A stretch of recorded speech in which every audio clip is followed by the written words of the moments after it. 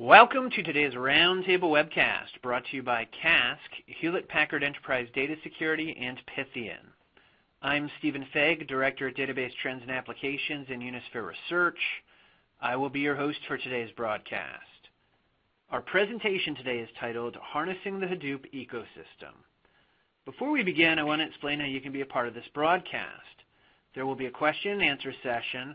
If you have a question during the presentation, just type it into the question box provided and click on the Submit button. We'll try to get to as many questions as possible, but if your question has not been selected during the show, you will receive an email response. Plus, one lucky viewer today will win a $100 American Express gift card. The winner will be announced at the end of the event, so stay tuned to see if it's you.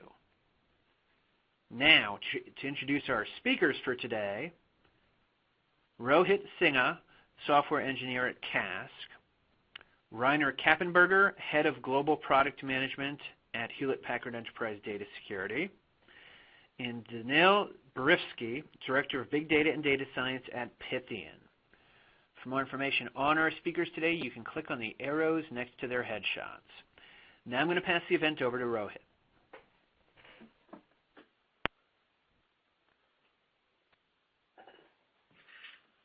Hi all, my name is Rohit Singha. I'm a software engineer at CASC, and today I will be talking about foundation of securing big data applications for Hadoop. In this webinar, I will discuss big data application trends that we are seeing in the market, overview on what does it take for getting the big data application to production in an enterprise environment, a brief introduction to our flagship product, Fira, and how it helps in taking big data applications from dev to production. We will then talk about one of the least talked but one of the most important area in big data, security, covering foundations of securing big data application. We will wrap with one of our customer success stories of our telco customer and how CASC enabled them to cover some of the security aspects in their production environment.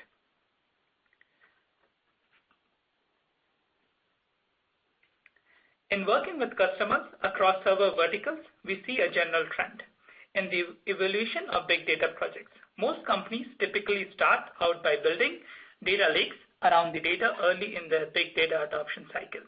In this stage, they want to consolidate all their data, offload some of their data from legacy systems, and make the data available into a secure data lake. Once the data is in the data lake, the organization typically gets into building analytics applications such as Customer 360, building analytic reports and dashboards, time series analytics, and others. As the organization becomes more mature, they look to build closed-loop big data applications such as recommendation system, anomaly detection, etc.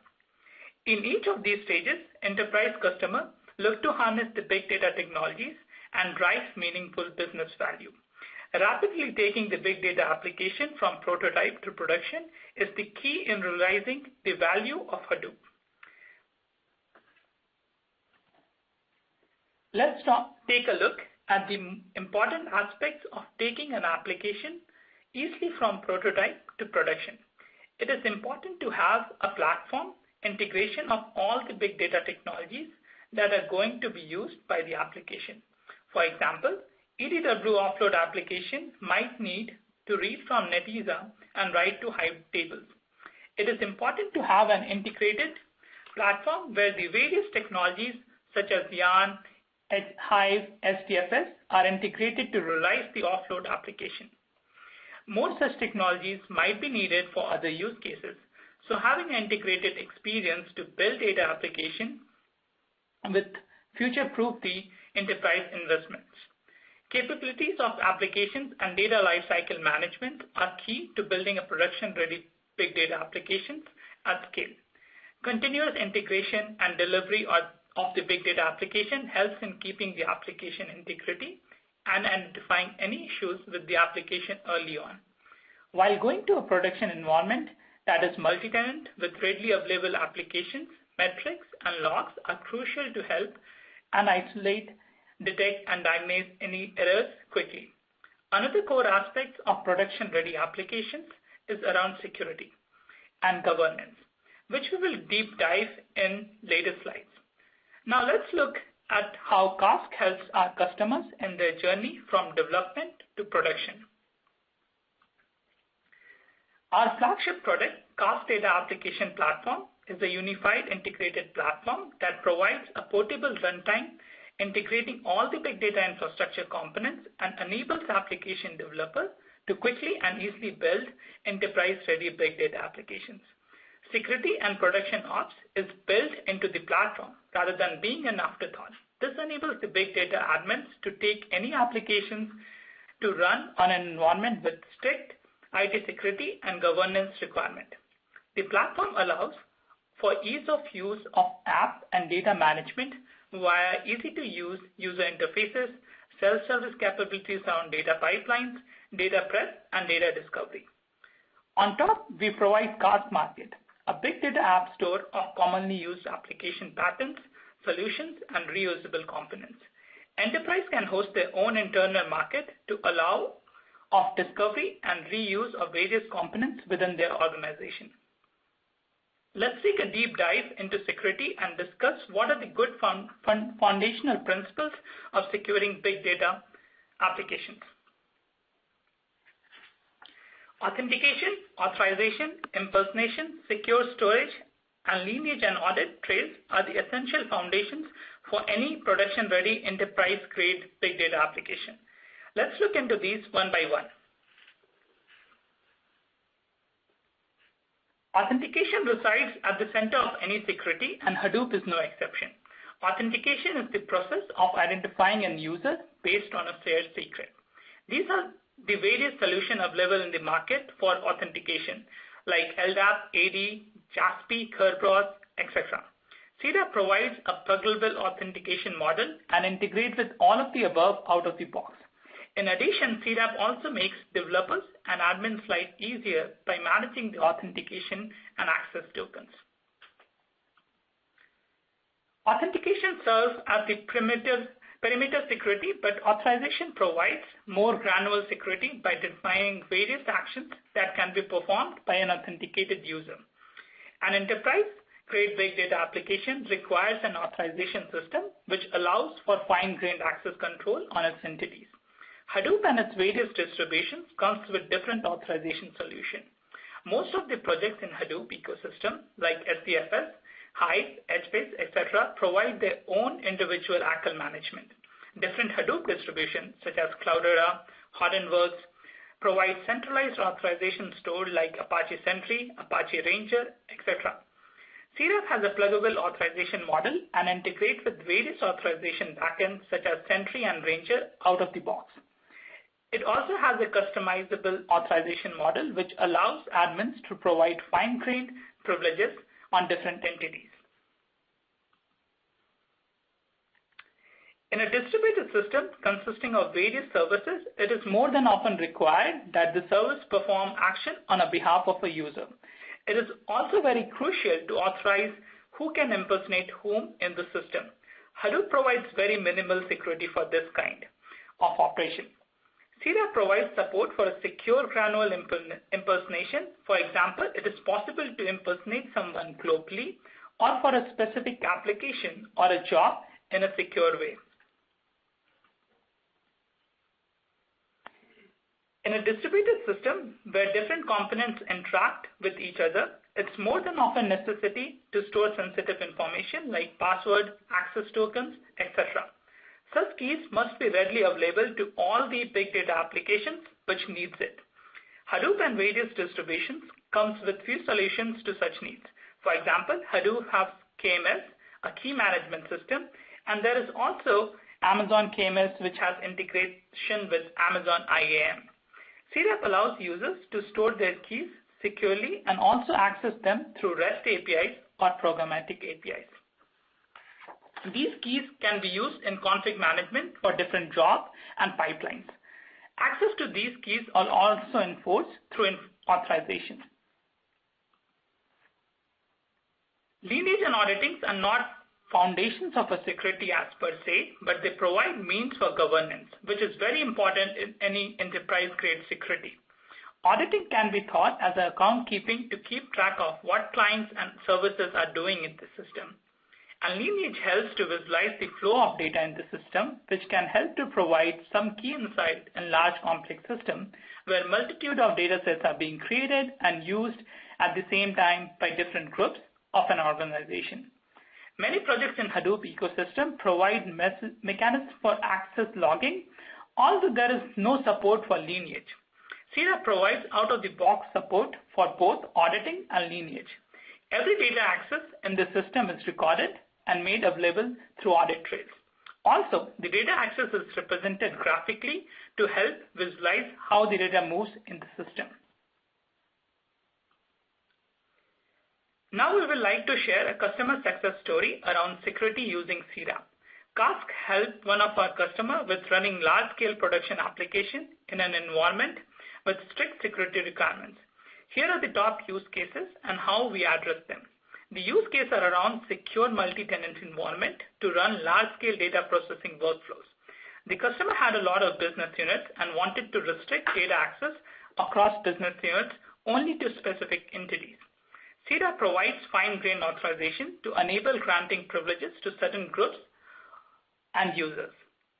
It also supports role-based access controls.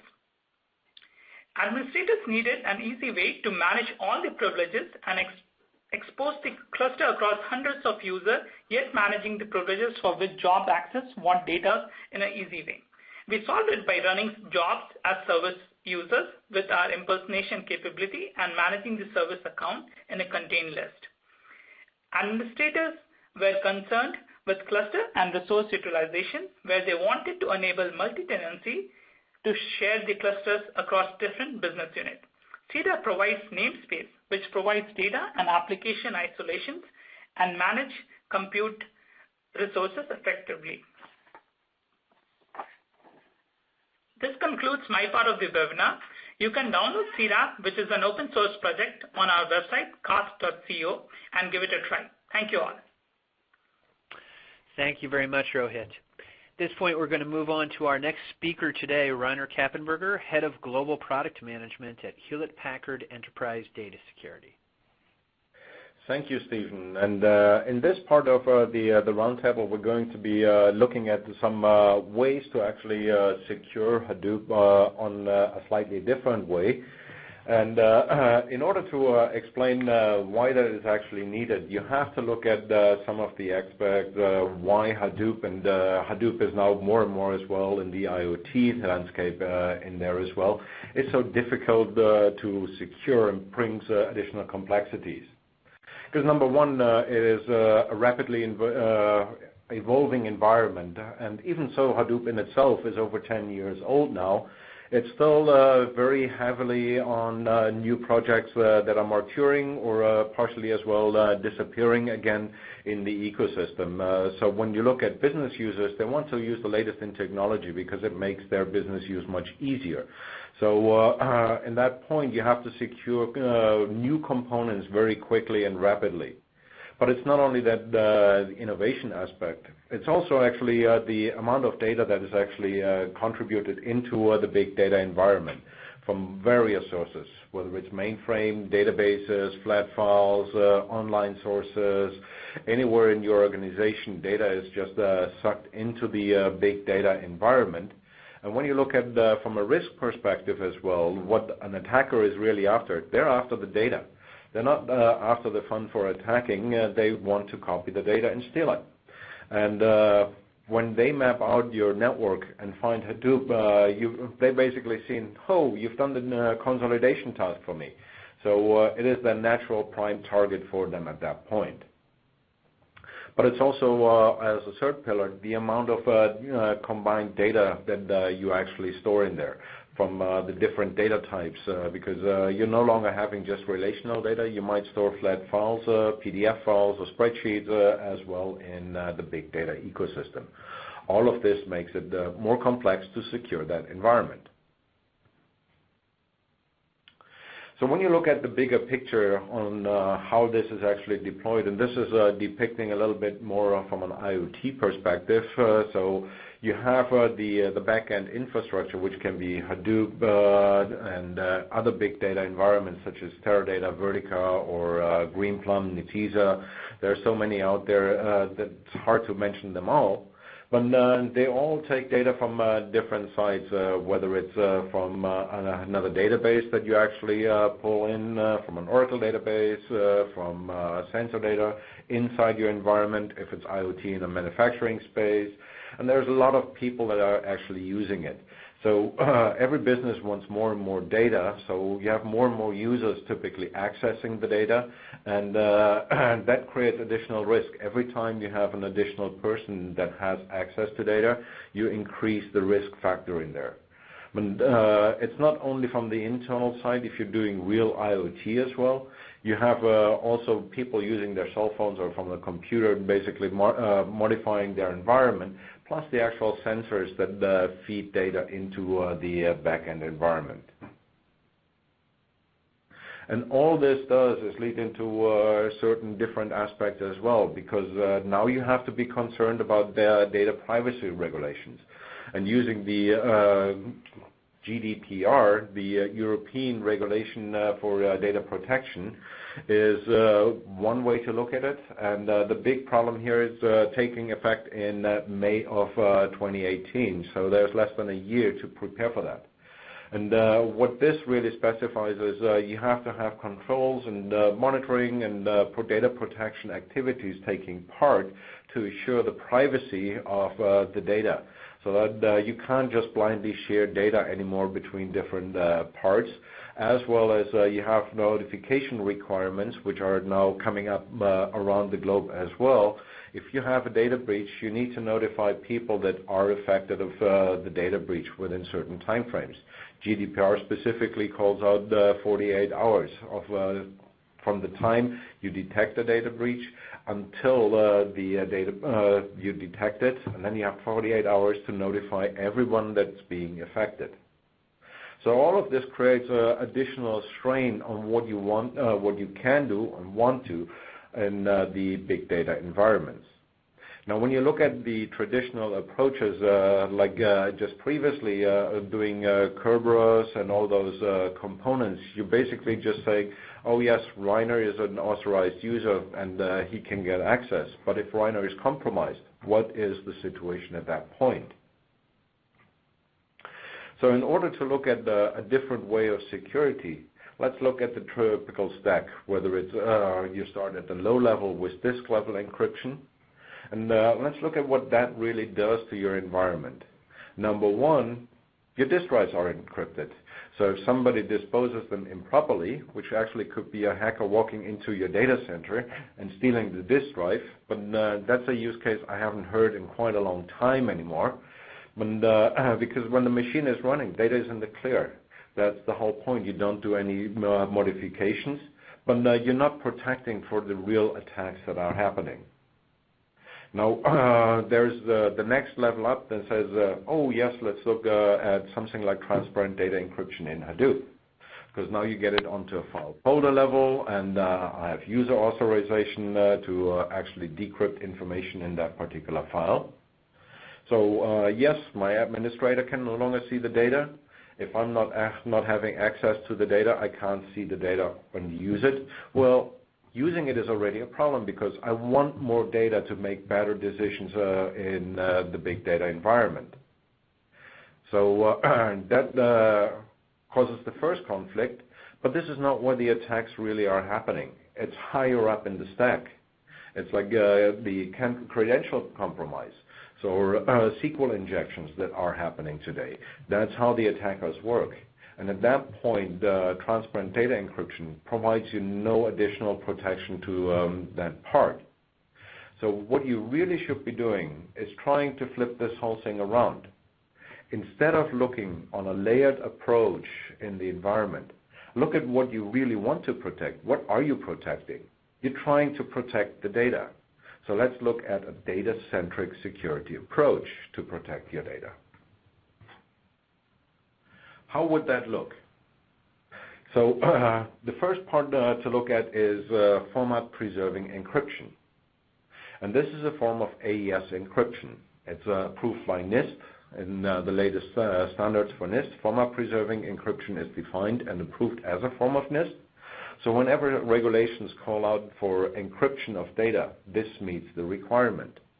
But when you look at traditional AES encryption, if I take things like a name or a date or a social security number, I end up with a huge block of random characters that are completely unusable. How can I look at this as a date or as a name? It doesn't work. It changed my schema. I can't correlate the data in that way. However, if I look at format preserving encryption, which is AES encryption, then I look at encrypting a date, yields me a date. And I can encrypt it so that the date falls into a target range. So if I have the date of birth that fall into 100 years, I can encrypt it into a target range of 100 years. Because it is encryption, it provides referential integrity. It guarantees referential integrity. But coming back to the date problem, because very frequently you find you have relationship between dates. Now, when you have relationship between dates, you want to preserve them. A typical example is a hospital. Date of admission, date of diagnostic, date of treatment, date of release are linked events. When you encrypt them, the relationship can be maintained. So you can still find people where the diagnosis took more than 5 days. So you do actually have all the value that you need in the encrypted data. And it supports any kind of data format, name, address, dates, numbers, anything you want. It preserves referential integrity, a very key aspect if you want to correlate data and do analytics. And it means that only when people need access to the live data, you need to decrypt, unlike traditional disk-level encryption or transparent data encryption. You can actually work with encrypted data. And it's all based on a standard using the FF1 AES encryption algorithm. So let's look at a couple of actual use cases, how people are deploying this in live environments and protecting your data. In this case, it's a telecom environment where they actually collect data from cell towers, from internal data sources to do network monitoring. They do fraud analytics. They do the 360 customer view that pretty much everyone wants to do in the big data environment. Now, when they actually collect the data, and the traditional approach would be using a staging area where you receive data, then encrypt the data, and actually move it in a big data environment. But people are now more about real-time and offloading some of the analytical capabilities to the outside. So what they're doing here is using NiFi to actually stream the data in, encrypt the information, do some correlation for quick, easy actions at that level before it hits Hadoop for deep analysis. But what about the analytical part? Now, when you do fraud analytics, for example, one of the key aspects, you do not want the fraud analyst to understand who's he dealing with. Because if he understands, oh, this is a family member or a friend of mine, can you guarantee that the person is not trying to avoid having him listed as a person of fraud? Probably not. So that is something the fraud department will do, looking at who it actually is and understanding the exact details of what's happening. But the analyst should never know. So in this environment, all the analytics is done on encrypted data so that the fraud analyst hands it off to the fraud department and they can decrypt the information outside of the big data environment. Today, this is about 1,000 node Hadoop cluster where they have about 800 billion records per day that they actually ingest into this environment from 60 different data sources that are analyzed and on a day-to-day basis. But let's look at a second example, which also comes in with the IoT environmental way, because in this case, it's on a car manufacturer. What their goal was is make the car ownership experience way better. They ingest about 2 billion records per day from vehicles as they drive down the road. They take this data, ingest it through Flume, where the data is encrypted with things like VIN number, GPS, geolocation, which is actually one of the most sensitive data elements that you can ever collect on anyone, because only 4 records, when you understand that, Reiner was going to the gas station today in the morning at Starbucks, he paid for parking or paid a toll somewhere to get into the office, then you can uniquely identify that person with those 4 data points anywhere. So they protect all of this data. They collect data from internal data sources, and they use Sqube to protect the data. So when they pick up manufacturing data, they pick some of that through NiFi, because car manufacturing is not a local environment. It's a global problem, because you source parts from all over the world, and you want to protect them as close to the data source as possible. They also collect data from public sources like NHTSA, which has accident information or consumer complaints that are fed into this system. Now, when they do analytics, the analyst, again, doesn't see any customer data itself, because all he can see is like, oh yes, this might be a Chevy Malibu, this might be a Ford Escape, or whatever the vehicle type is. But he cannot say this is a particular serial number. He cannot say which service center the vehicle was maintained. All he can see is that, yes, there is a likelihood that the fuel pump is malfunctioning in this vehicle, and issue a recall for that vehicle. He's not sending the letter. He's not sending the parts to the dealership. He's not notifying anybody about this, because that is handled by a different department that can actually do the work. So why expose this person with all the additional risks that involves? So using format-preserving encryption in this environment enables the analyst to actually have access. And in this particular case, when the project started out without a data-centric security approach, they had legal requirements to restrict access to the data. So what that means is they only had 5 analysts that could work on the data set.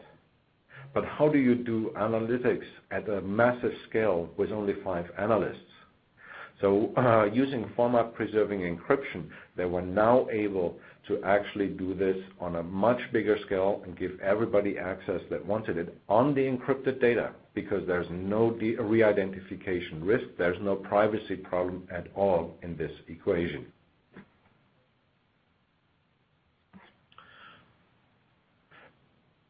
With that, I would hand it back off. Thank you. Thank you very much, Reiner. We're on to our final speaker today, Danelle Barofsky, Director of Big Data and Data Science at Pythian. All right. Thank you, Stephen. First of all, thanks everyone for joining our webinar today. And what I decided to talk about today is a slightly different topic from what Hayes and Reiner were describing in their presentations.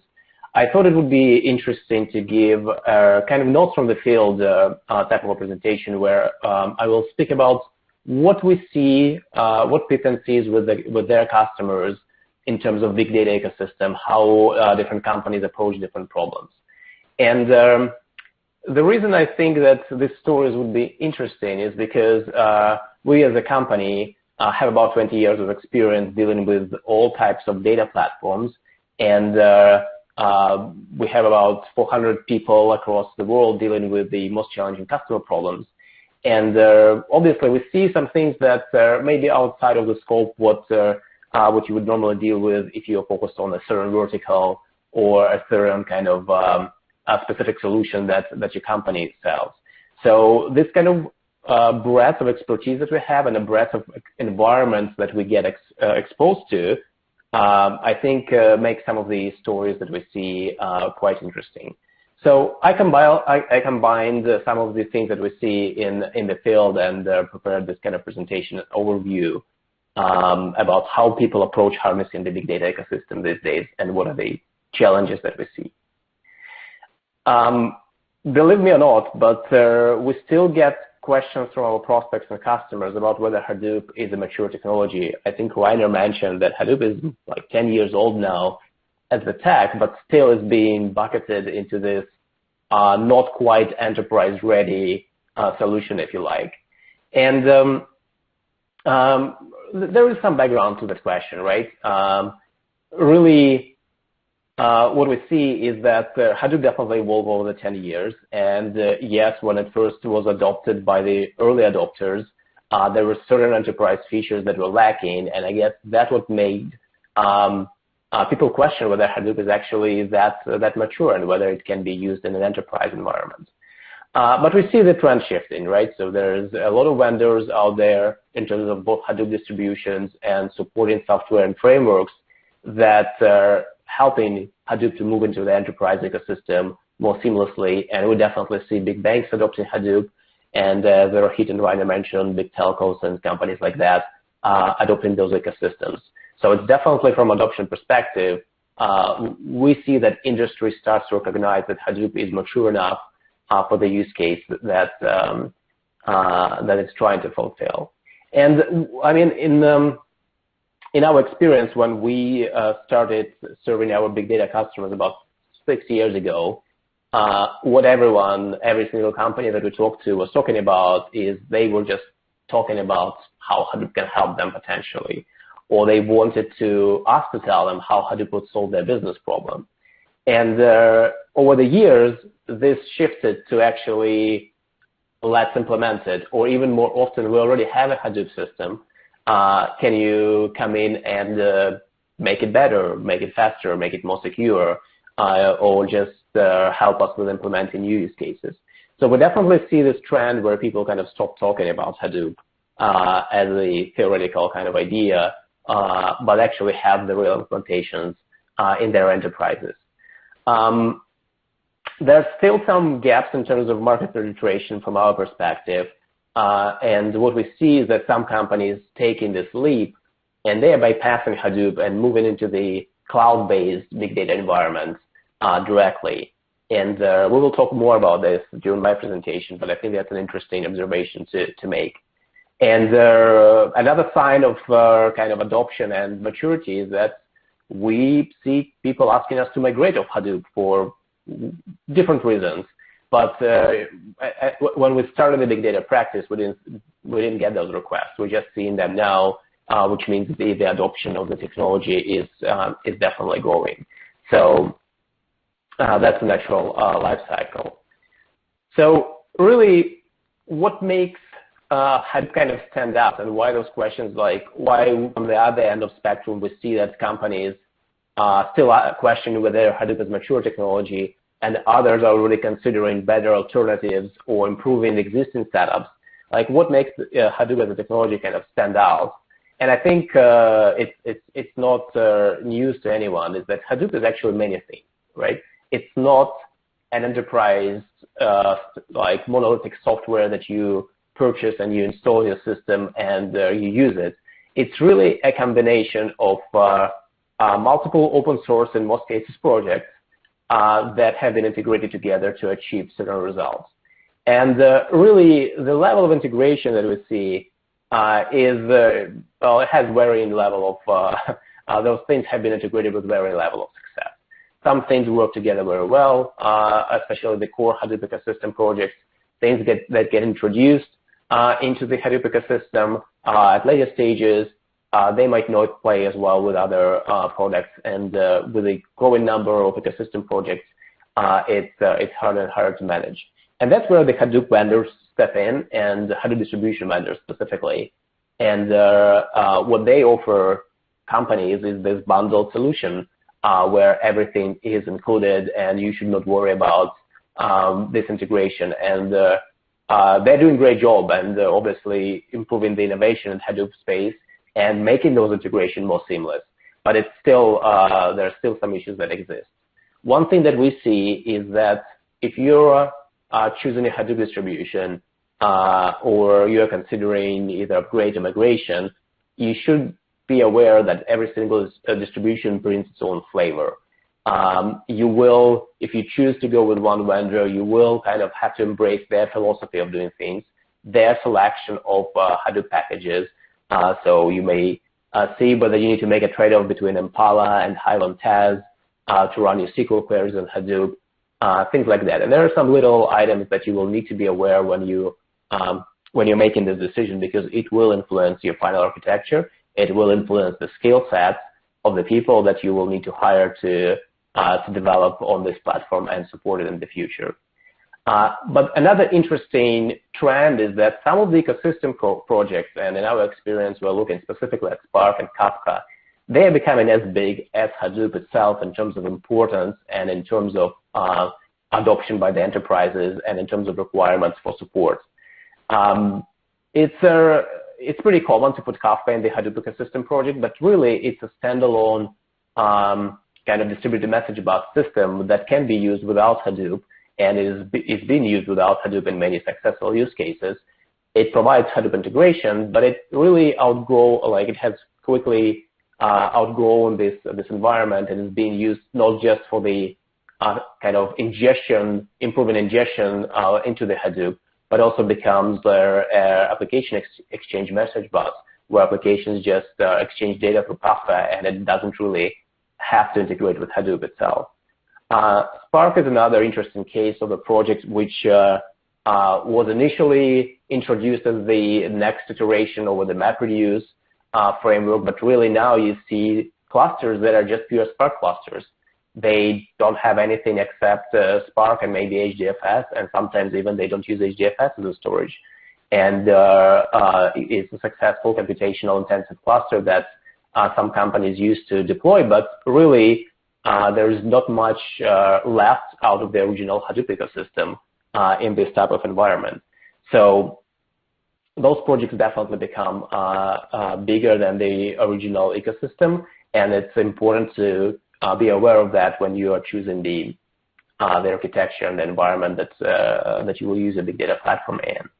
So this leads to a question and observation that, again, the philosophy that Hadoop vendor distribution follow is that they are the one-stop shop for all your Hadoop or all your big data needs. And we think it's probably an illusion because, as I said, Spark and Kafka are already good examples of projects that, while being supported by existing vendors, they may be, first of all, used completely separately, or provide there are vendors out there that may provide better support for this specific part of the ecosystem than what you get from the bundled Hadoop distribution. And we've seen cases in the past with our existing customers where the customer preferred to choose this specific Kafka distribution, but a different vendor for Hadoop distribution because they wanted to have this mix and match of features that the Hadoop vendor didn't provide to them. Even when choosing a Hadoop distribution, I guess my main point is that you should be ready to integrate multiple solutions.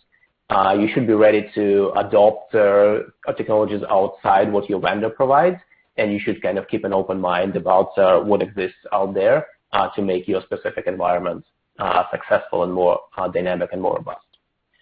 Another interesting trend that we see is Hadoop and the cloud. Everyone talks about the cloud. That's one of the fastest growing kind of practices for Pythian as well these days.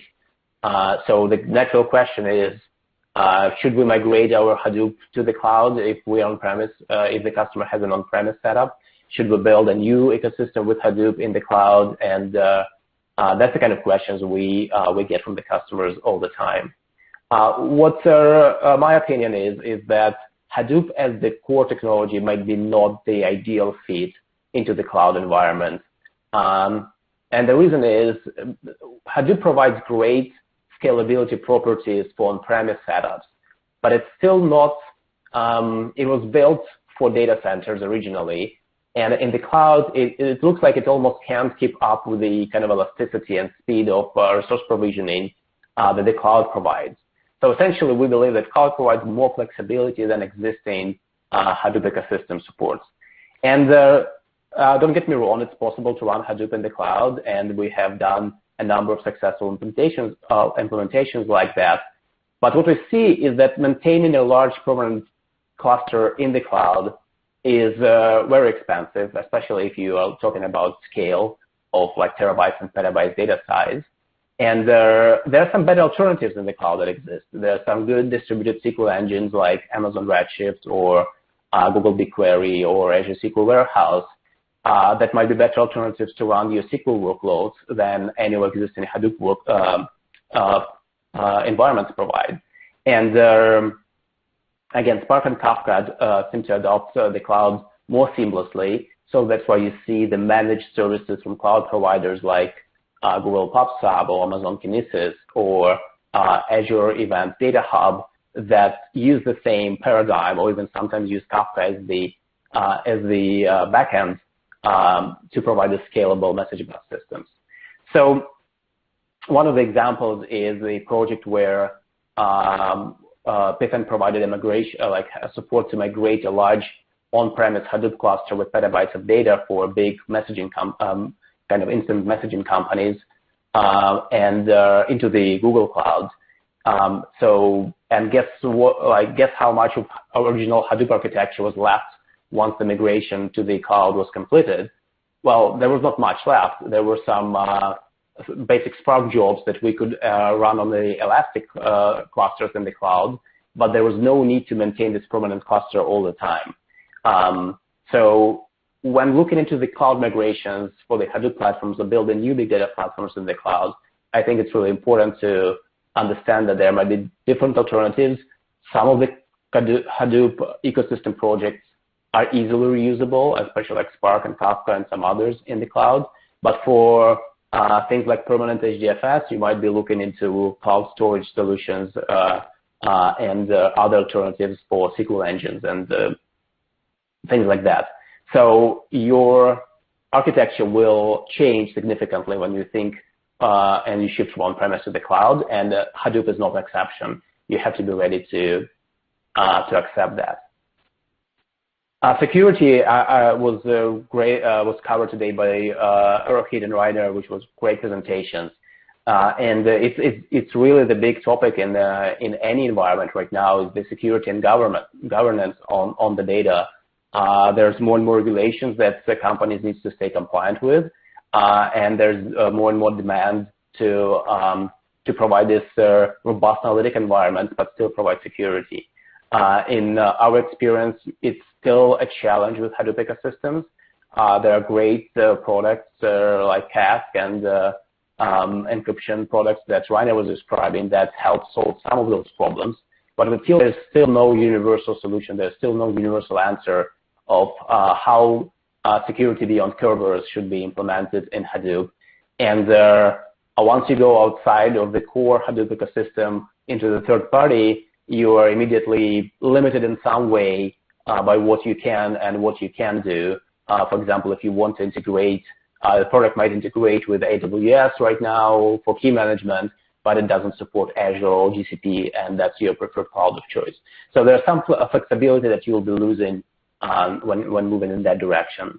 And when it comes to ephemeral clusters in the cloud, the governance and security are even more challenging problems, which there's no off-the-shelf product that probably will resolve them for you. So real quick, how to survive in this world. So there's a lot of complexity, there's a lot of change. Some people are just adopting the big data ecosystem, some of them already migrating to the cloud. So in our experience, it's really important to have a solid foundation by following or helping somebody helping you to follow a blueprint architectures. It's really easy to get the architecture wrong if it involves 50 different sub-projects that needs to be integrated. You need to be ready to integrate multiple products. So it's true for the both proprietary and open source. You need to understand that Hadoop is the kind of multiple projects stitched together. And you always have to be on the lookout of what's new, look what beyond what your Hadoop vendor provides right now, because there might be better alternatives and there might be better ways to achieve the results that you might want. With that, that's all I had for today's presentation. If you have any questions, there is some contact information where you can reach me if you would like to follow up on this discussion. Thank you very much, Danelle. At this point in time, we're going to move into questions from our viewers today. And the first question is for Rohit. Rohit, how do enterprises use CDAP in a multi-tenant environment?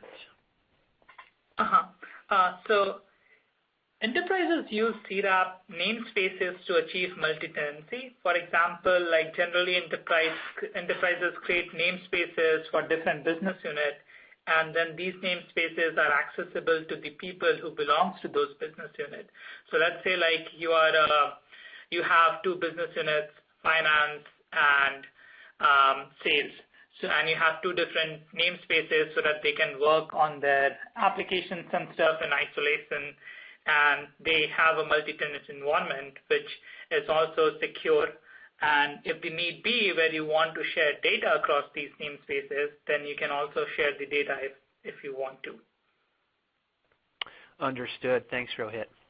Reiner, our next question is for you. What are some best practices for enabling more access to data without adding to the risk exposure?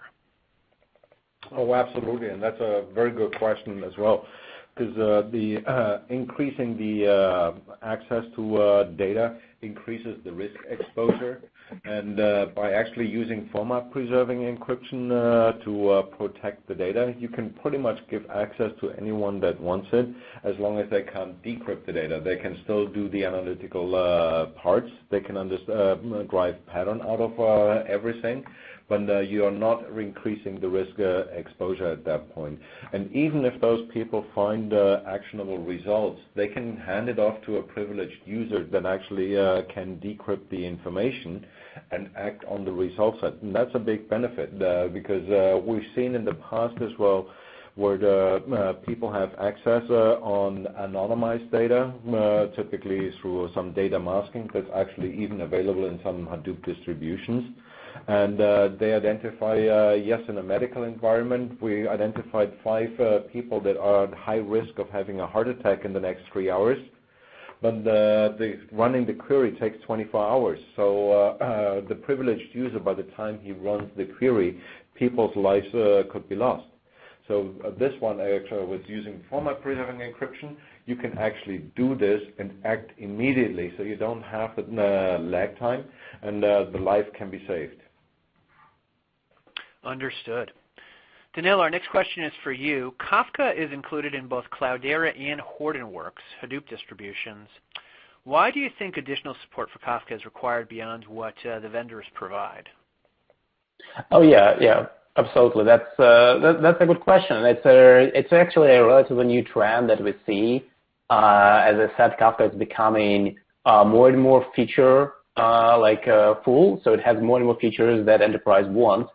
And what we discovered is that very often for a Hadoop vendor, it's really hard to keep up with the upstream changes from the either open source community or the vendors that only maintain Kafka as their core product. So really what's driving people to look outside of the, let's say, big 3 Hadoop vendor support for Kafka is the fact that some features just take too long to propagate into those distributions. And those features that enterprise wanted, especially around disaster recovery and security, might already exist in a different Kafka version that's provided and supported by a different vendor. So companies take this risk. They say, we would like rather to work with multiple vendors, but get the features we want, except just to stick to one prescribed way of doing things. Understood. Rohit, our next question is for you. What security tools does CDAP integrate with?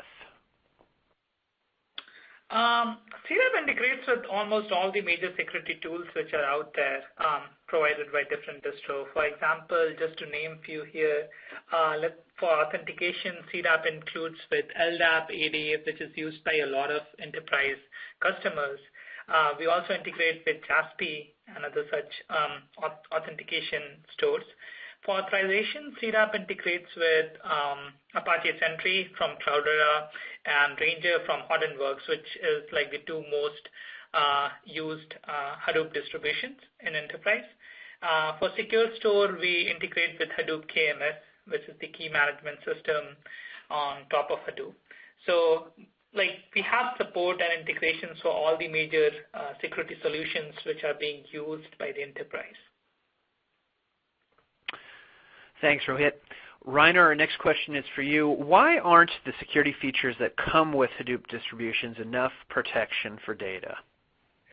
That is a very frequent question because Hadoop provides a lot of security building blocks, but they very much focus on the access, just on the access to the environment and parameter controls. And we all have seen that parameters are frequently broken. That's why people deploy so many additional software stacks inside their environment. So while all of this is a good approach and is required, it doesn't actually protect the valuable part that you really have. And that's where format preserving encryption comes in, because that actually is your best line of defense, because the attacker gets useless information. So all the other stacks, they're still necessary because you want to block them even getting close. But this is really then the final nail in the coffin, so to speak, for the attacker that realizes, I gain nothing here. Understood. Thanks, Rainer. Danelle, our next question is for you. Are there any alternatives to Hadoop in the cloud? Yes. So the answer to that probably would depend on the use case that you are trying to achieve. In our experience, I guess the most common alternative for the use cases where you don't require a permanent cluster to be available 24/7 is to use some kind of elastic, let's say, Spark execution engine, whether it's a Dataproc from Google or it's Elastic MapReduce from Amazon, to run your transformation jobs. Use the storage provided by clouds, either blob storage or S3, instead of HDFS, and rely on one of the cloud-specific scalable data warehouses like Amazon Redshift or Google BigQuery or Azure Cloud Data Warehouse for your SQL engine. So combining those services together, you are not really using a full-scale Hadoop ecosystem, but you're still achieving the same results, and you can even move to close to real time with some additional changes to that architecture. But it eliminates the need of maintaining the large permanent cluster. So that is one of the most common alternatives that we see these days. Understood. Thanks, Danelle. Rohit, back to you. How much customization can an organization do using Cask for security? I think that's a really good question because it really focuses on one of our core development foundations. Is that like it's a developer tool. So Cask, like whatever we build, the data application platform is completely modular and extensible. So the customization which an organization want to do is very open. So like all the components for the security, let's say authentication, authorization, have a pluggable model where you can plug in any of the frameworks which you're using. For example, one of our customers uses LDAP for authentication, and they didn't want it to go with any of the existing authorization store. For example, Apache Sentry or Ranger. They just wanted to use LDAP for their authorization, and all they had to really do is write like a very small plugin which basically takes the request for authorization and talks to LDAP and then just responds. So it's pretty much like everything is open and it's completely extensible and all the modules are pluggable. So it gives you a very good possibility for customization according to the enterprise needs. Understood. Rainer, our next question is for you. Where does your format preserving encryption sit in the Hadoop architecture? Very good question as well, because format preserving encryption actually sits in the application layer of Hadoop, so to speak. Like, for example, within Sqube, within Hive, and in the MapReduce job, or in the NiFi processor, in Storm Kafka, in all of those environments. Because what that actually gives you, because traditional approaches, what you do in Hadoop, like data at rest or SSL encryption for the communication, what you now have is actually the data is encrypted at rest. It's encrypted on transit on the wire within the Hadoop network, but it's also encrypted in the memory. So no matter what you do, you could do a memory swipe and the data is protected because it's sitting high up in the application stack, and therefore providing the maximum security in that environment. Understood. Danelle, our next question is for you. How would you compare the performance of Hadoop on premises versus the cloud?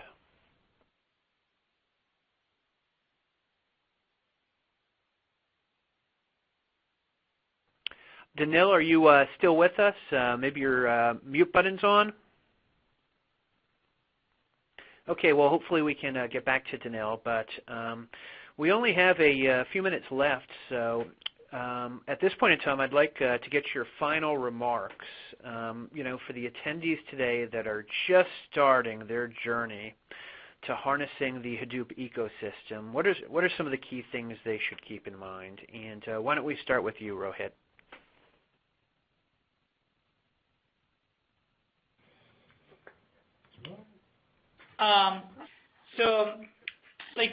The key takeaways which we can say is about when enterprise start using Hadoop, since how Rainer mentioned, all the data has already been concentrated in one system. So it's very important, it's very easy for any kind of breach to expose the data as compared to if they were stored, let's say, in different systems, because all these systems are connected and the data resides at one place. So security becomes one of the key aspects to protecting your data. And also with all the security compilants like PCI and all the other kind of health compilants, you have to really look when you're considering using some infrastructure or like a data application platform, you have to strongly consider the security options which are being provided by the platform, so that later once you start using it, you don't have to actually go back and say oh, it does not meet our security requirement.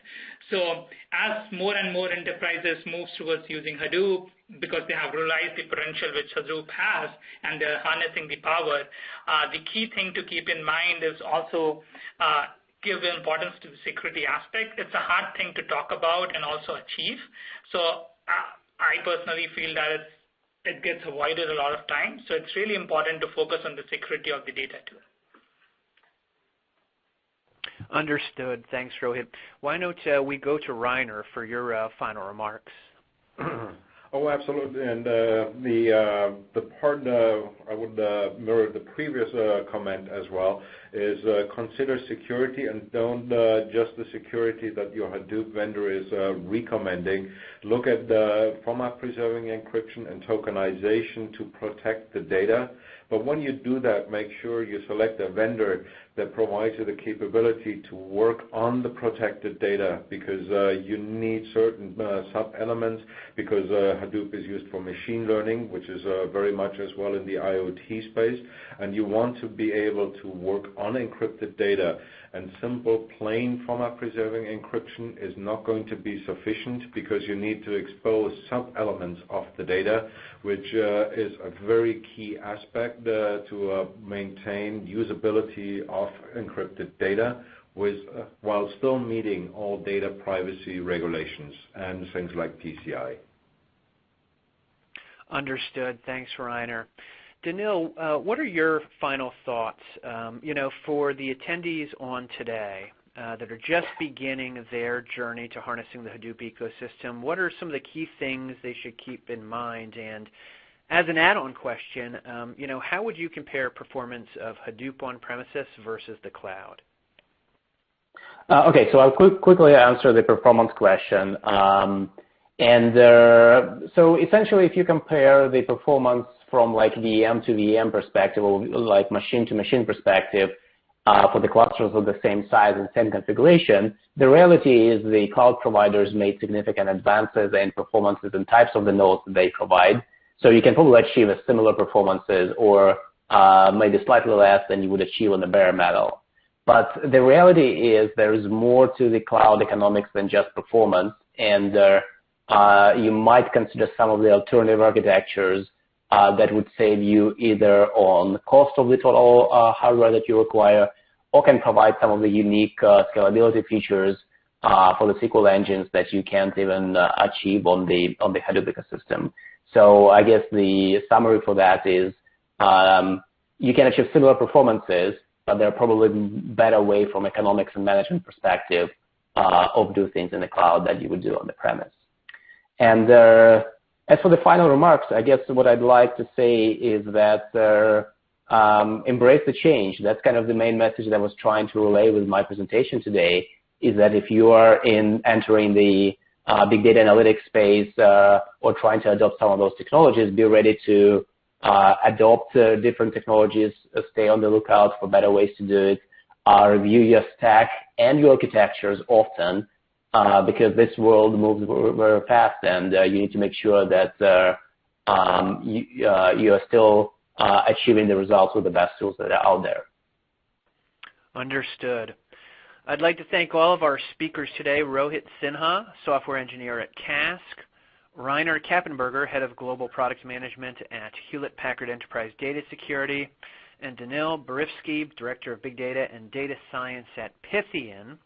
If you would like to review this presentation or send it to a colleague, please use the same URL that you used for today's live event.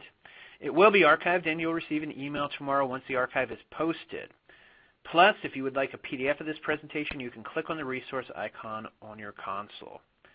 Now, as we stated earlier, just for participating in today's event, someone would win a $100 American Express gift card, and the winner today is Ben Boise. Ben, we will be in touch via email so you can claim your prize. Thank you, everyone, for joining us today, and we hope to see you again.